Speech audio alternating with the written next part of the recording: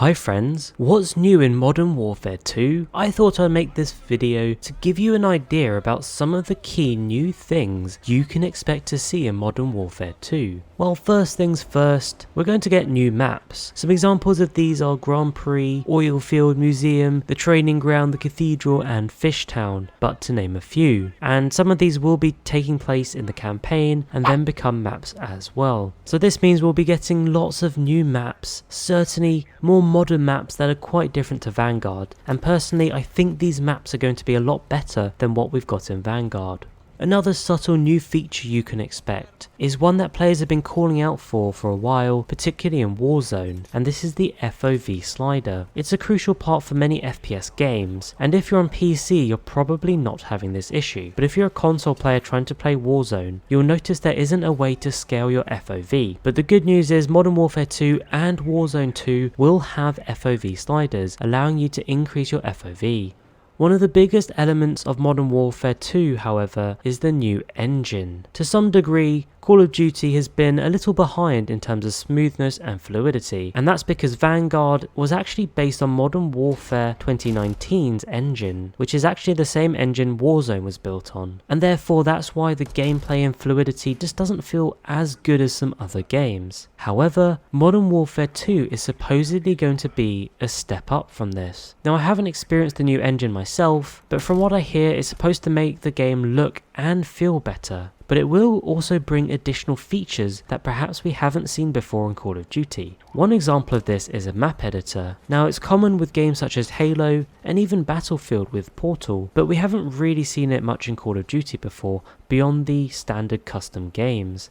However, I hear rumours that the new engine will support the ability to edit and create your own games and maps, and you'll be able to customize things like where objects spawn on the battlefield, where the spawn points are on the battlefield, and how you interact with objects on the map, plus loads of other stuff like that. Now obviously this isn't 100% confirmed, but there are definitely lots of news articles out there if you want to Google it. On top of this, the new engine is going to bring improvements to the gunsmith, and I believe this could be in preparation for the DMZ mode that's rumoured to be releasing next year, which is essentially an all new Modern Warfare, or in fact Call of Duty game mode, which is supposed to be similar to Escape from Tarkov, which obviously is very popular and has lots of customizability, which isn't something we've seen too much of in Call of Duty beyond the standard gunsmith where you can kind of customize your attachments. But I believe the new engine will bring improvements to the gunsmith, allowing a lot more customization to your weapons. Some other new features to expect are climbing mechanics. One of the biggest innovations to movement in Modern Warfare 2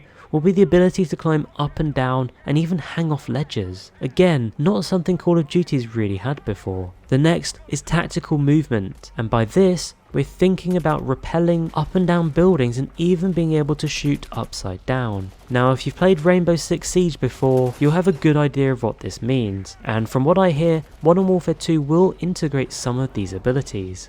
And I mentioned the gunsmith before, there is also rumoured a new attachment system that will allow you to unlock attachments in kind of like a skill tree progression style. And also I hear it's going to be for classes such as SMG or assault rifles rather than based on individual weapons. So again, I think this will be a welcome change, and it's just going to make the game just feel a lot better. And with this comes attachments tuning. So again, I mentioned the gunsmith, and it sounds like you'll be able to customize and tune your individual attachments. For example, you could make a barrel stabilizer heavier or lighter, and the heavier they are would mean less recoil, but then they'll suffer from ADS penalties as they become heavier. And of course lighter means you've got greater movability but slightly more recoil. Now we'll have to see how complicated this is, but it could make gameplay in Call of Duty Modern Warfare 2 so much more unique than any other Call of Duty game. A few other things they're going to do: they're going to introduce bots into low skilled lobbies. Now for most seasoned Call of Duty players, it's unlikely you'll come across bots because the devs have said they're going to try not to overdo it with the bots, but simply for those that are very low skilled,